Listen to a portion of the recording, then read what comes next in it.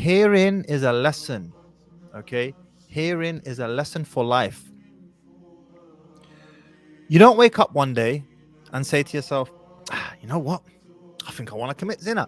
Shaitan's not that dumb. Shaitan is smart. Shaitan has the history of humanity in terms of experience on his side. He knows how to work you. How does he work you? There's another hadith that I don't remember the exact translation of, but how Shaitan, how he wants to prevent people from entering paradise and entering the hellfire.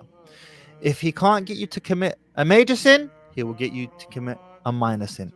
If he can't get you to commit a minor sin, he will try to stop you from doing a good deed. And if he can't stop you from doing a good deed, he will try and stop you from doing a very good deed.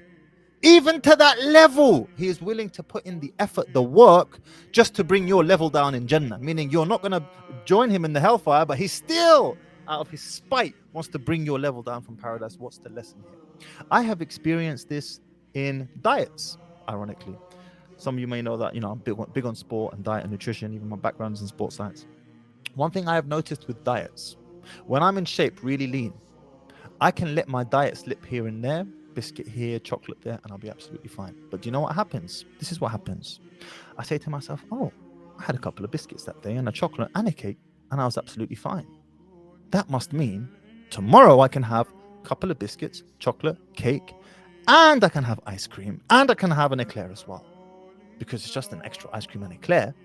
And you start adding up slowly, and the damage starts compounding slowly, which reminds me of another story. It's a candy store company that started altering the ingredients in their candy. They were the number one candy provider in America. They altered one ingredient and swapped it out for another one because it was cheaper. Sales didn't move. Then they said, oh, sales haven't budged. We might as well find another cheaper substitute ingredient for this second ingredient here because this one's expensive. Pulled out the expensive ingredient, replaced it with the cheap one. Sales didn't budge. They repeated this 8 more times, substituting more expensive ingredients with less expensive ingredients. On the 8th time, suddenly their sales dropped off a cliff. They went from number one provider of selling that particular sweet to number 10, what appeared to be overnight. But it was not overnight. It was a gradual tweaking of better ingredients for worse ingredients until it reached a tipping point.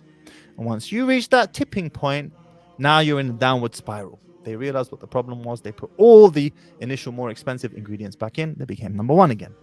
I have noticed the same with my diets. When I let my diet slip a little bit, nothing happens. But then I let it slip a little bit more, and all of a sudden, I've literally put on 10 pounds. I've lost my abs. I'm fat. I'm like, what happened? What happened was you allowed yourself to get slack on the small details, you donut. You got slack on the small details until it eventually became a big detail. You got slack on restraining yourself from looking at women, and as a result of that, you now look at more women.